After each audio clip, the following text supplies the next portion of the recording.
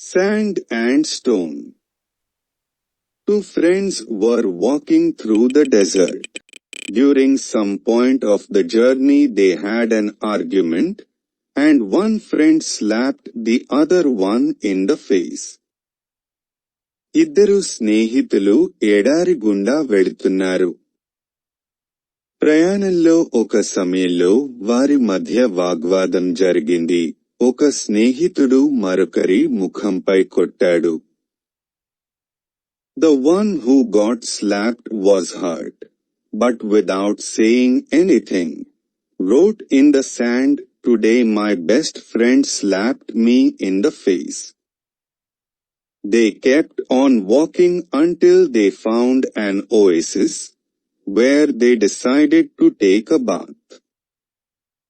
చెంపదెబ్బ కొట్టిన వ్యక్తి గాయపడ్డాడు, కాని ఏమీ మాట్లాడకుండా ఇసుకలో ఇలా వ్రాసాడు, ఈరోజు నా బెస్ట్ ఫ్రెండ్ నన్ను ముఖం మీద కొట్టాడు.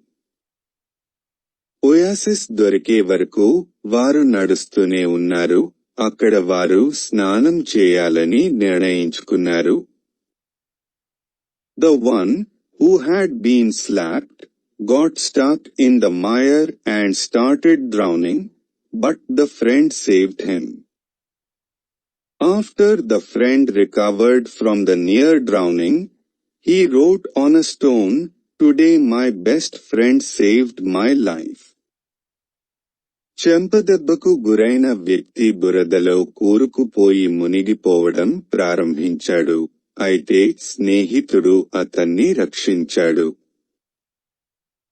స్నేహితుడు మునిగిపోవడం నుండి కోలుకున్న తర్వాత అతను ఒక రాయిపై ఇలా వ్రాసాడు, ఈరోజు నా బెస్ట్ ఫ్రెండ్ నా ప్రాణాన్ని కాపాడాడు. The friend who had slapped and saved his best friend asked him, "After I hurt you, you wrote in the sand and now you write on a stone, why?" The other friend replied, "When someone hurts us, we should write it down in sand where winds of forgiveness can erase it away." తన ప్రాణ స్నేహితుడిని చెంపదెబ్బ కొట్టి కాపాడిన స్నేహితుడు, నేను నిన్ను బాధపెట్టిన తర్వాత నువ్వు ఇసుకలో రాసావు, ఇప్పుడు రాయి మీద రాస్తున్నావు, ఎందుకు అని అడిగాడు.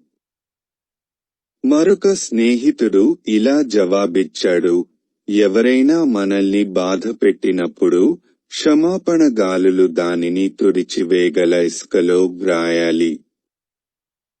But when someone does something good for us, we must engrave it in stone where no wind can ever erase it. Learn to write your hearts in the sand, and to carve your benefits in stone. కానీ ఎవరైనా మనకు ఏదైనా మేలు చేస్తే ఏ గాలి కూడా చెరిపివేయలేని రాతితో చెక్కాలి. మీ బాధలను ఇసుకలో వ్రాయడం మరియు మీ ప్రయోజనాలను రాయిలో చెక్కడం నేర్చుకోండి.